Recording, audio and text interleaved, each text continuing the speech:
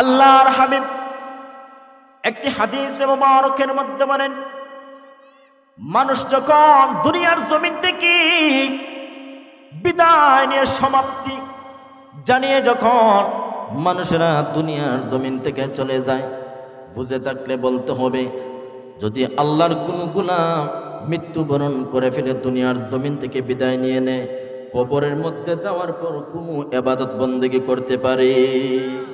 আপনাদের আওয়াজে বোঝা যাচ্ছে করতে পারে, মনে উচ্চ আওয়াজে বলতে পারবে করতে পারে। কবরে যাওয়ার পর কোনো ইবাদত বন্দেগী করা যাবে না, করা যাবে না, করা যাবে না, করা যাবে না। কিন্তু সেই কবরে আযাব থেকে আপনি আমি বাঁচতে হলে কি করতে হবে?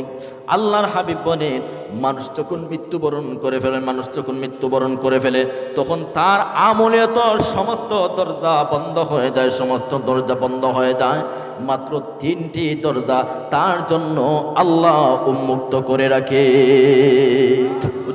আল্লাহু আকবার। সম্মানিত প্রাসঙ্গিক সময় সংকীর্ণ, সেই 3টার কথা পরিত্যাগ করে 3টার মধ্যে একটার কথাই বলতে চাচ্ছিলাম।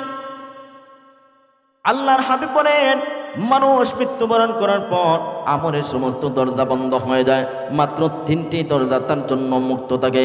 তার মধ্য থেকে একটি হলো আল্লাহর যে সমস্ত গোলামেরা দুনিয়ার জমিনে যখন জীবিত ছিল, তখন আল্লাহ যে তাদেরকে ধন সম্পদ দিয়েছিলেন, আল্লাহ যে তাদেরকে হালালকৃত সম্পদ দিয়েছিলেন, সেই হালালকৃত সম্পদ থেকে আল্লাহর যেই গোলাম এই যে টিলাবাড়ি মাহফিলের মধ্যে বসে, ওই টিলাবাড়ি মাহফিলের মধ্যে 1 টাকা হোক, 100 টাকা হোক, 1000 টাকাই হোক, ওই যে আল্লাহর গোলাম টিলাবাড়ি সুন্নি মাহফিলের মধ্যে দিয়ে আসছিল, আল্লাহ রাব্বুল আলামিন ওই গোলামের ওই 1000 টাকাকে কিয়ামত পর্যন্ত কবরের মধ্যে সব পৌঁছাইতে থাকবে।